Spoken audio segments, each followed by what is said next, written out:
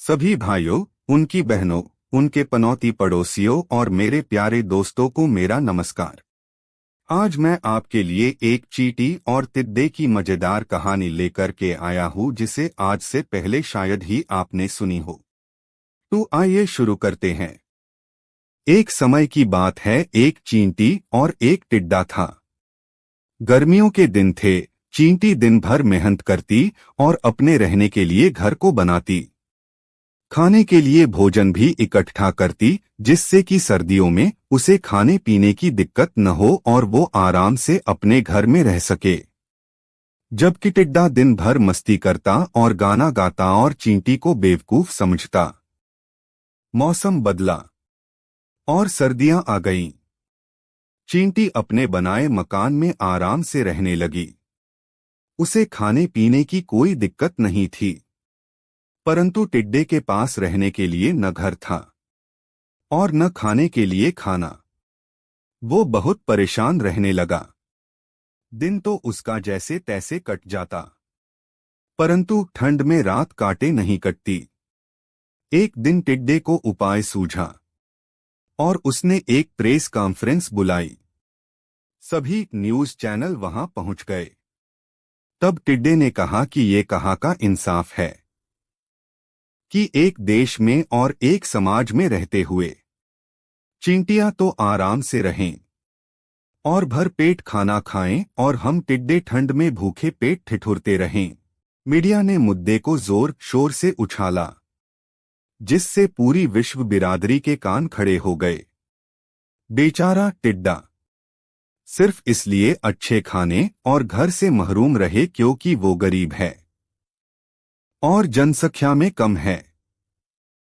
बल्कि चींटियां बहुसंख्या में हैं और अमीर हैं, तो क्या आराम से जीवन जीने का अधिकार सिर्फ उन्हें ही मिल गया? बिल्कुल नहीं। ये टिड्डे के साथ अन्याय है।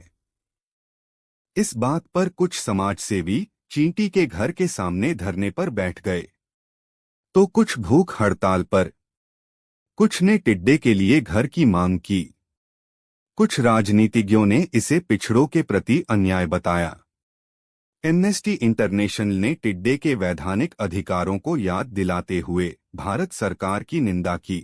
सोशल नेटवर्किंग साइट्स पर टिड्डे के समर्थन में बाढ़ सी आ गई।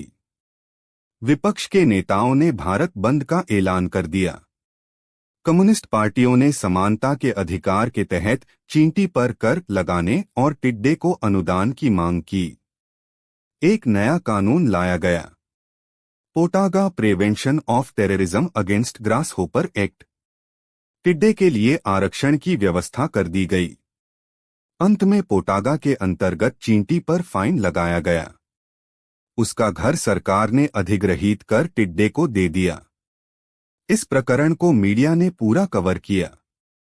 टिड्डे को इंसाफ दिलाने में महत्वपूर्ण भूमिका अदा की।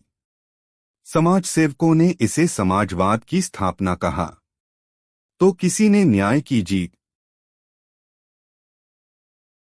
कुछ राजनीतिज्ञों ने उक्त शहर का नाम बदलकर टिड्डा नगर कर दिया। रेल मंत्री ने टिड्डा रथ के नाम से नई रेल चलवा दी और कुछ नेताओं ने इसे समाज में क्रांतिकारी परिवर्तन की संज्ञा दी। चींटी भारत छोड़ के अमेरिका चली गई। वहां उसने फिर से मेहनत की और एक कंपनी की स्थापना की, जिसकी दिन रात तरक्की होने लगी तथा अमेरिका के विकास में सहायक सिद्ध हुई। चींटियां मेहनत करती रहीं, टिड्डे खाते रहे। फलस्वरूप धीरे धीरे चींटियां भारत छोड़कर जाने लगीं और टिड्डे झगड़ते रहे।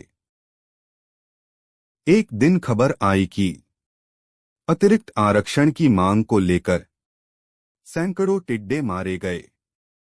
ये सब देखकर अमेरिका में बैठी चींटी ने कहा, इसीलिए शायद भारत आज भी विकासशील देश है।